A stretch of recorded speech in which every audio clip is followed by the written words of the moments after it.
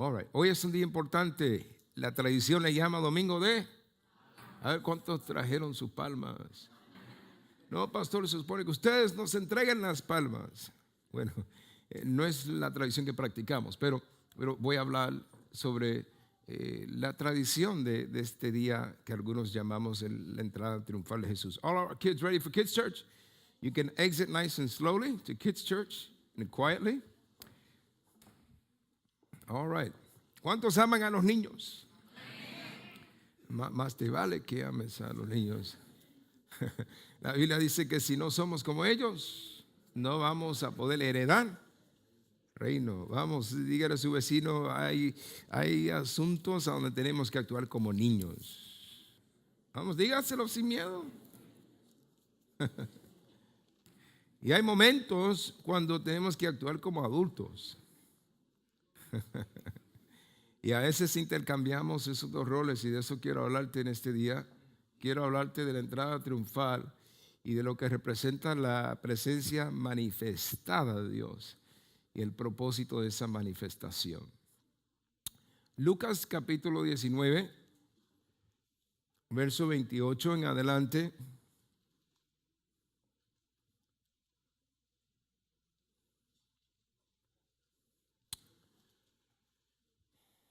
Verso 28 en adelante dice, bueno, vamos a comenzar con el 29. Dice, y aconteció que llegando cerca de Betfagé y de Betania, al monte que se llama de los Olivos, envió dos de sus discípulos, diciendo, id a la aldea de enfrente, y al entrar en ella hallaréis un pollino atado, en la cual ningún hombre ha montado jamás. Desatadlo y traedlo. Y si alguien os preguntare, ¿por qué lo desatáis? Le responderéis así, porque el Señor lo necesita. ¿Cómo le iban a responder? Y fueron los que habían sido enviados y hallaron como les dijo. Y cuando desataban el pollino, sus dueños le dijeron, hey, ¿por qué desatáis el pollino? Hey no está ahí, pero es mi interpretación o mi imaginación. Y ellos dijeron, porque el Señor lo necesita. Y lo trajeron a Jesús, y habiendo echado sus mantos sobre el pollino, subieron a Jesús encima. Y a su paso tenían sus mantos por el camino. Y cuando llegaban ya cerca de la bajada del monte de los Olivos, toda la multitud de los discípulos, gozándose, comenzó a alabar a Dios a grandes voces por todas las maravillas que habían visto, diciendo, bendito el Rey que viene en el nombre del Señor, paz en el cielo y gloria en las alturas. Entonces algunos de los fariseos de entre la multitud le dijeron, maestro, reprende a tus discípulos. ¿Por qué le decían eso? Porque las aclamaciones eran aclamaciones dignas para Dios, y se enojaban porque aunque Jesús era el Hijo de Dios y se presentó como Dios, ellos no lo aceptaban. Y Jesús les responde en el verso 40 y dice, os digo que si estos callaran, las piedras clamarían. ¿Quiénes? Las piedras. Y cuando llegó cerca de la ciudad, al verla, lloró sobre ella, diciendo, oh, si también tú conocieses, a lo menos en este día, lo que es para tu paz, mas ahora está encubierto de tus ojos, porque vendrán días sobre ti, cuando tus enemigos te rodearán con vallado y te sitiarán, y por todas partes te estrecharán y te derribarán a tierra, y a tus hijos dentro de ti no dejarán en ti piedra sobre piedra, por cuanto no conociste el tiempo de tu visitación. Y entrando en el templo comenzó a echar fuera todos los que vendían y compraban en él. Bueno, vamos a dejarlo hasta ahí, pero quiero que entiendas contexto de lo que estábamos leyendo. Miren, el domingo antes de Jesucristo ser crucificado fue un domingo como hoy, históricamente hablando. Hoy cumplimos ese aniversario de casi 2000 años atrás, cuando el domingo antes de él ser crucificado, él entra a Jerusalén por última vez, entra montado sobre un pollino, y esto fue lo que pasó. Y lo primero que hizo cuando entró fue llorar por la gente, porque rehusaron cambiar su paradigma, su manera de ver. Segundo, comenzó a reordenar propósito en lo que era el templo, la casa de Dios, porque habían cambiado el uso y estaban abusando de la gente ¿no? Con todo tipo de venta de animales. Antes de tomar tu asiento, por favor, quiero que mires a 2 o 3 personas y le digas: Dios quiere cambiar tu paradigma, tu lente. Vamos. Pueden tomar sus asientos.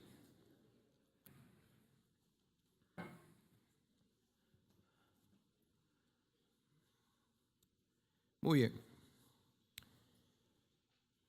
Una de las cosas que aprendemos en la Biblia es que la presencia de Dios es poderosa. La presencia de Dios es poderosa. Pero cuando hablamos de presencia, una de las palabras que algunos nos enseñaron en el Instituto Bíblico es que Dios es omnipresente, omni de todo, presente. Está presente en todo lugar. No hay lugar a donde no pueda estar. Escuche, no hay lugar a donde no pueda estar. Está en todo lugar. En el cielo, en la tierra, debajo de la tierra. No hay lugar donde no pueda estar. Pero su presencia manifestada, his manifest presence, es algo diferente. Su presencia manifestada es cuando usted está en su casa y de repente usted siente que hay algo sobrenatural pasando en el ambiente. O estamos en medio de la adoración, como pasa con frecuencia aquí, y hay un mover sobrenatural del Espíritu Santo de Dios, a donde uno sabe que Dios está haciendo algo. Ahora, todos reaccionamos diferentes a esa presencia manifestada. Algunos no la reconocemos. Eso es peligroso. Otros, aunque la reconozcamos, somos indiferentes porque hay cosas en el corazón no resueltas. Otros, que reconocemos la presencia manifestada de Dios, temblamos. Otros se nos paran los pelos de la piel. Otros nos postramos. Otros nos cubrimos el rostro porque entendemos que Dios, aunque está en todo lugar, en ese momento su presencia está siendo manifestada de una manera muy real. ¿Cuántos saben de lo que estoy hablando? Entonces, Jesucristo, hombre, entra a Jerusalén y la presencia de Jesús, a donde quiera que él iba, cambiaba cosas. Se supone que tu presencia, a donde quiera que usted vaya, cambie las cosas. Porque en Cristo Jesús utilizaba muchas metáforas, símbolos para describir quiénes somos. Y una de las metáforas que no está en la Biblia, pero que yo he adoptado, viendo escuchar diferentes personas a través de los años utilizarla, es la metáfora del termómetro y el termostato. O sea, el termómetro sirve para medir temperatura. Usted y yo no somos llamados a ser termómetros, pero el termostato cambia temperatura, cambia clima, cambia ambiente. Jesucristo cambiaba ambiente donde quiera que iba.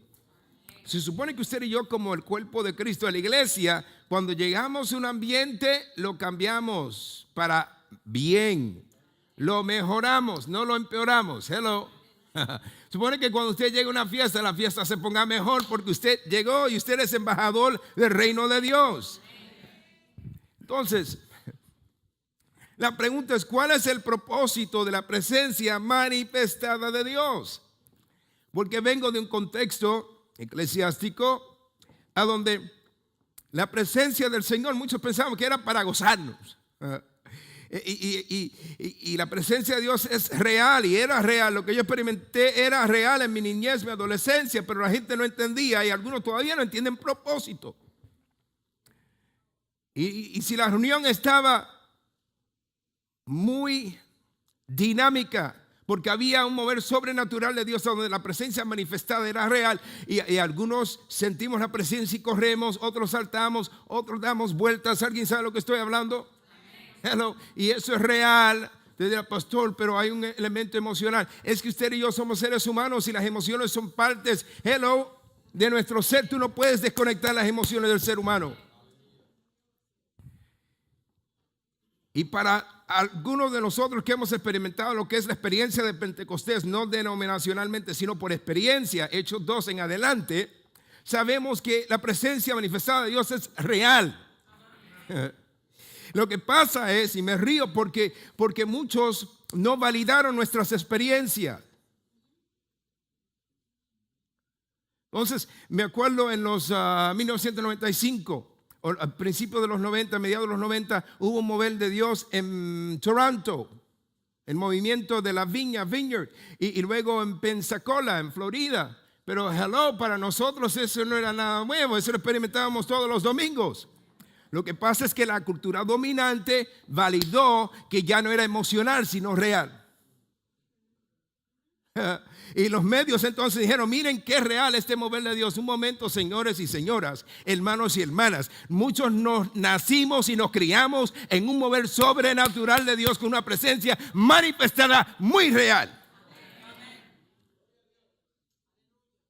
Entonces esta mentalidad de colonización está bien metida en la iglesia y hay que sacarla, hay que cambiar paradigmas en todo ámbito. ¿Sabe cuántos líderes yo he tenido que confrontar a nivel nacional y decirle un momento, señores? Porque algunos piensan que si la cultura dominante no valida algo, no es válido.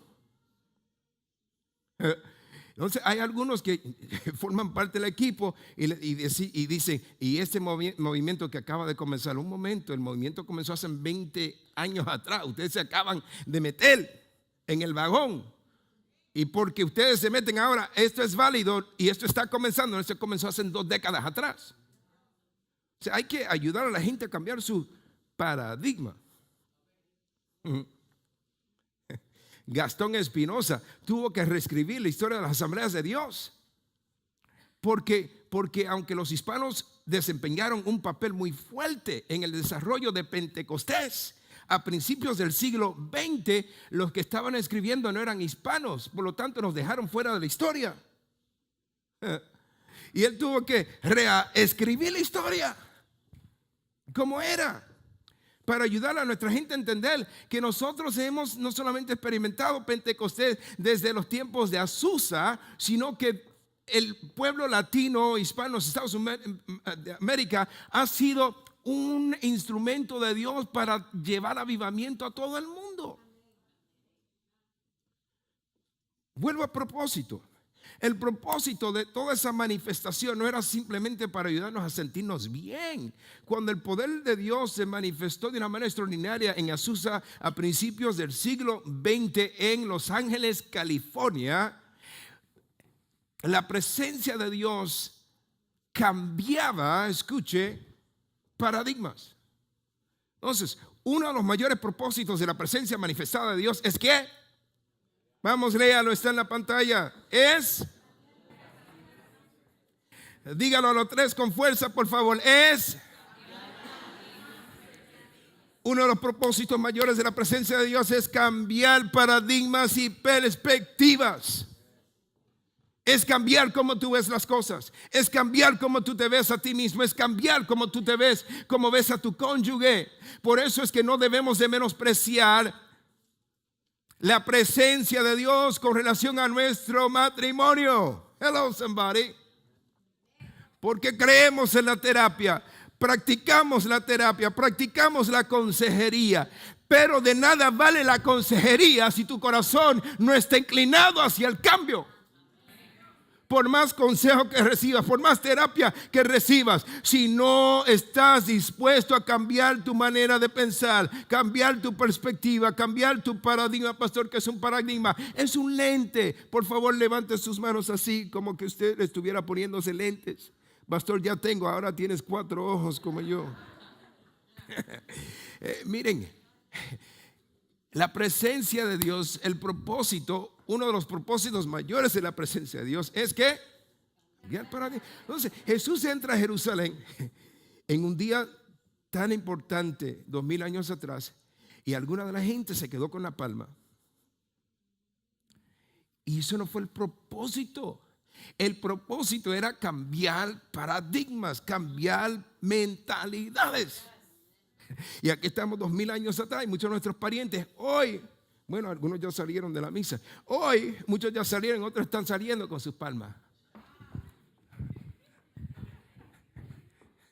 Porque no han entendido que lo más importante que debemos de celebrar hoy es cambio de mentalidad. Jesucristo lloró. ¿Por qué? Porque después de 3 años y medio de él traer palabra y palabra y palabra de reino, no cambiaron su manera de pensar, no cambiaron su paradigma, su lente, no cambiaron. Y él lloró. Entonces, Romanos 12:2, ¿qué nos dice? No os conforméis a este siglo, sino que transformaos. O sea, tenemos que cambiar nuestra manera de pensar. Permítame compartirles rapidito algunos ejemplos bíblicos de cómo Dios cambió paradigmas y perspectivas. Primero, en el Viejo Testamento está la aparición de un personaje que algunos describen como el ángel de Jehová. Algunas traducciones lo tienen como el ángel del Señor, pero muchas de sus traducciones, Reina Valera del 1960, lo tienen como el ángel de Jehová. Y no todas las veces, pero muchas de las veces que la frase el ángel de Jehová aparece en el Viejo Testamento, es lo que algunos catedráticos y estudiantes de la Biblia describen como una teofanía. Diga conmigo, teofanía. Una teofanía es simplemente la aparición de Cristo en el Viejo Testamento. ¿La aparición de quién? Cristo, del Hijo de Dios, en el Viejo Testamento. En Belén aparece como Jesús, pero Él siempre ha sido. Él no nació en Belén. Él es eterno, Él siempre ha existido. En el Viejo Testamento, Cristo aparece de una manera sobrenatural. ¿Con qué fin? Cambiar paradigmas y cambiar mentalidad. Ese era el propósito. Cambiar la manera de la gente ver, cambiar la manera de la gente pensar. Entonces, la primera aparición, una de las primeras es a Moisés, Éxodo 3, verso 1 al 22. Y se le apareció el ángel de Jehová a Moisés en forma de una zarza que ardía y no se consumía. O sea, cuando nos metemos en el contexto cultural, histórico de lo que estaba pasando en ese escenario, era normal en el desierto las zarzas arder. Porque es como lo que pasa en California. Cada rato hay un fuego en un bosque porque cuando se seca una zarza, una mata, se seca un árbol y no resiste ya los rayos del sol y se enciende en fuego. Entonces, en el desierto era común para estos arbolitos que se refieren como salsa, no es salsa para cocinar o hacer sazón, sino salsa, un arbusto en el desierto. Bueno que clarifique eso, porque una gente está diciendo, pero salsa, ¿y cómo? Salsa roja, y no entiendo. Entonces la salsa era un arbusto, un arbolito en el desierto, y se secaban por los rayos del sol y se encendían en fuego. Eso era común, pero Moisés se acercó a la salsa porque se encendió el arbolito y eventualmente se consumía, pero no se consumía. Seguía quemando y no se consumía. Y Moisés fue a ver qué pasaba. Y es cuando Dios lo confronta. Entonces, el propósito de la presencia no es para gozarnos. Eso es un efecto secundario. En el Nuevo Testamento Jesús está a punto de dar su vida. Invita a Pedro, Juan y Jacobo aparte a un lugar secreto, se van a un monte y la Biblia dice que de una manera sobrenatural aparece Moisés y Elías. ¡Qué presencia! Y Pedro pierde el enfoque, dice, esto está bueno, ¿por qué no hacemos 3 enramadas? Él dijo, come on, let's have church, aleluya. Esto está bueno, vamos a extender la reunión. Y Jesús no le interrumpe, el Padre lo tiene que interrumpir. Y se abren los cielos y el Padre habla. Dice, ese es mi hijo. A él oír. Porque el propósito de presencia es oír con el fin de obedecer. Pedro quería hacer la iglesia, have church. ¿Sabes lo que es have church?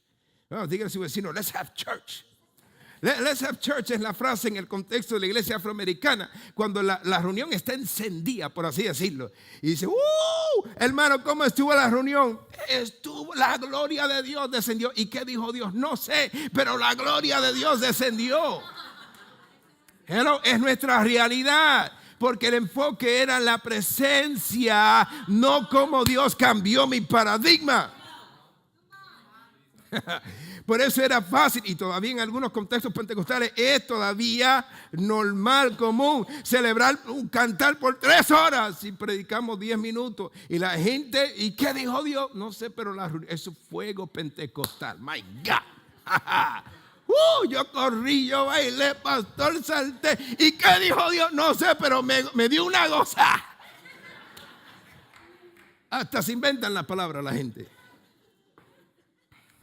Porque no entienden el propósito primordial de presencia. Dios se le aparece a Moisés. ¿Por qué? Moisés fue educado 40 años en el Princeton University de su era, la número 1 en los rankings por los últimos años. Era Harvard, ahora es Princeton. En Inglaterra o en Reino Unido, Oxford. 40 años. Y él pensó que la academia era suficiente.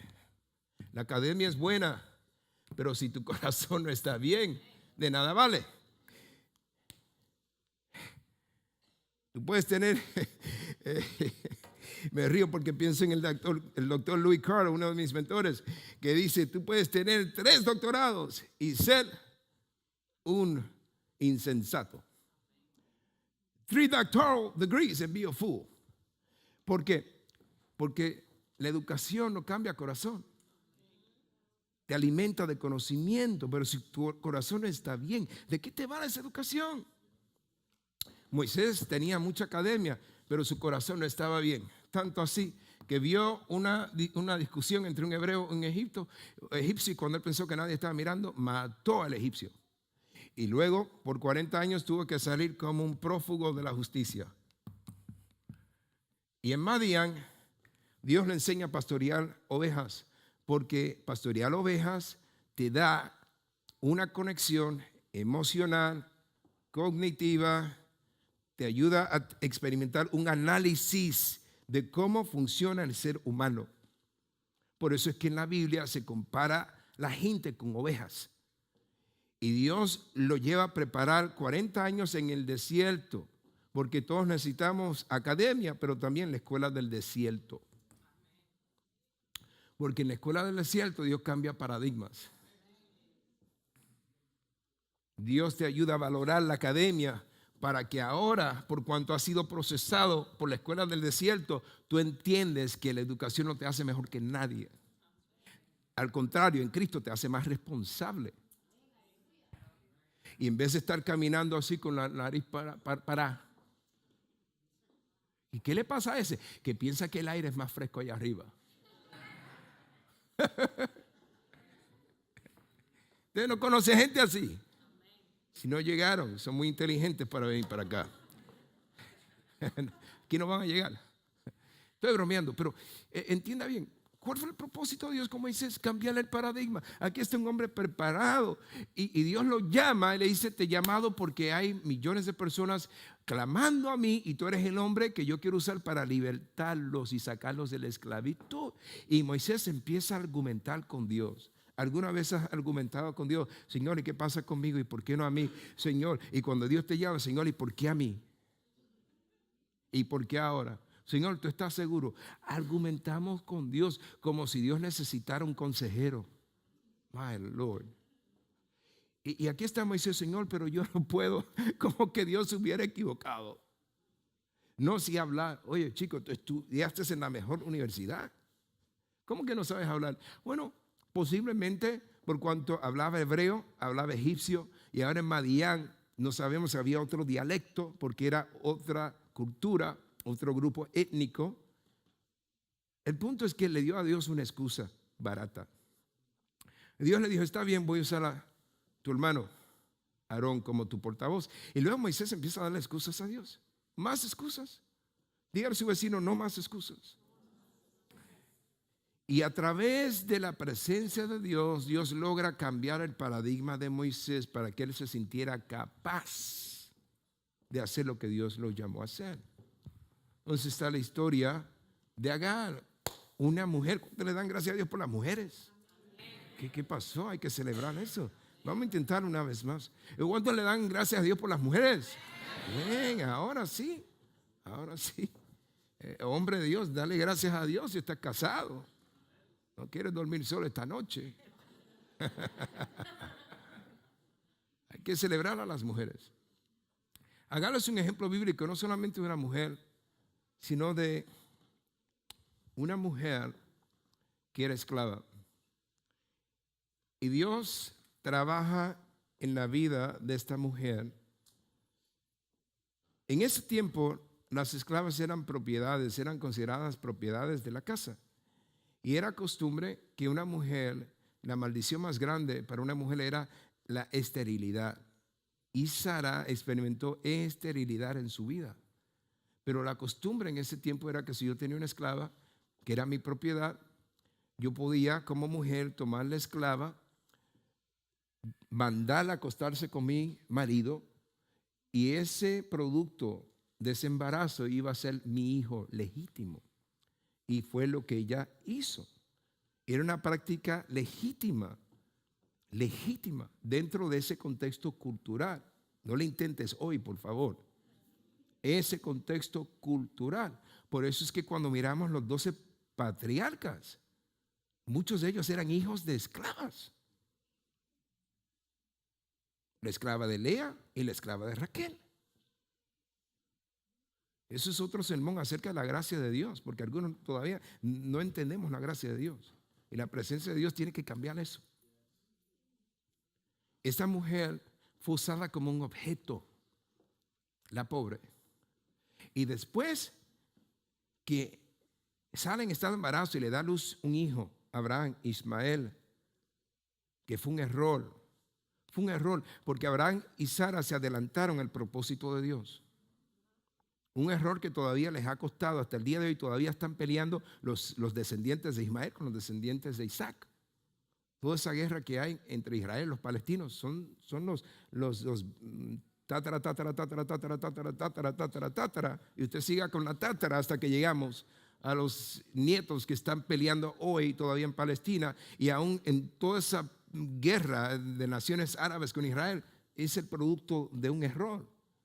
Pero como Dios es fiel a su palabra y le dijo a Abraham, todos tus hijos serán bendecidos, aunque Agar, escuche, fue una esclava, todos sus hijos se convirtieron en príncipes ricos, son de los hombres más ricos en el planeta porque Dios le entregó petróleo. Pero esta mujer, después de tener el hijo, Ismaelito empieza a crecer, se está burlando de Isaac, ella se empieza a burlar de Isaac. Y Sara, después que se inventó este rol, le dice a Abraham, o escoges entre ella o mí. Fue como uno de esos escenarios en las telenovelas que algunos de ustedes ven. Vamos, dígale a su vecino, sonríe que Cristo te ama, aleluya. Digo, o le escoges a ella o escoges a mí.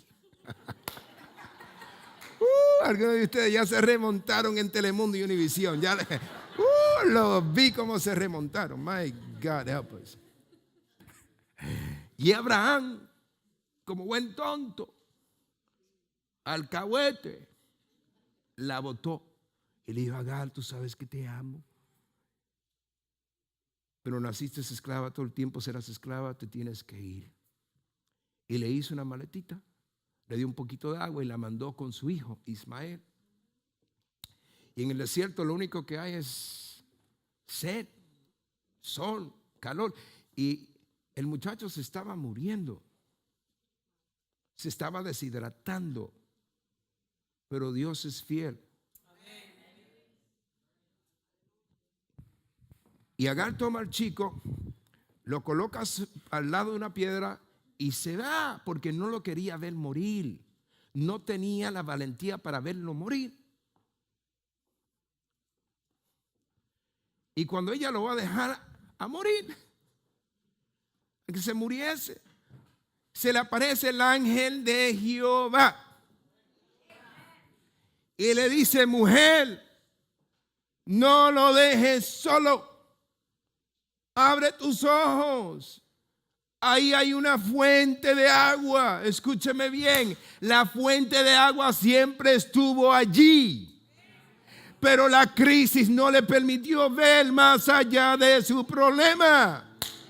La presencia manifestada de Dios viene para cambiar tu perspectiva, mi hermano, mi hermana, hombre de Dios, mujer de Dios, para que en vez de ver el problema, veas la solución y creas que aunque no puedas ver todavía hoy, Dios, si confías en Él, mañana te dará la puerta.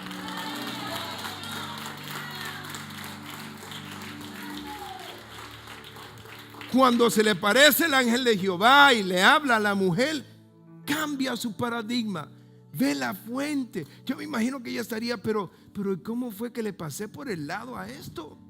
Es que cuando tú estás desenfocado, desenfocada, porque estás mirando lo que no tienes que ver, pasas por el lado de bendiciones. Oye, tú puedes estar sentado sobre una fortuna de oro, pero estás con un cántico de lamento. Ay, ¿por qué a mí? Ay, nadie me ama. Ay, la gente no me recibe. Oye, cambia tu paradigma. Jesús lloró sobre Israel y llora porque a veces tú y yo no vemos lo que tenemos que ver. Ponte de pies conmigo, por favor.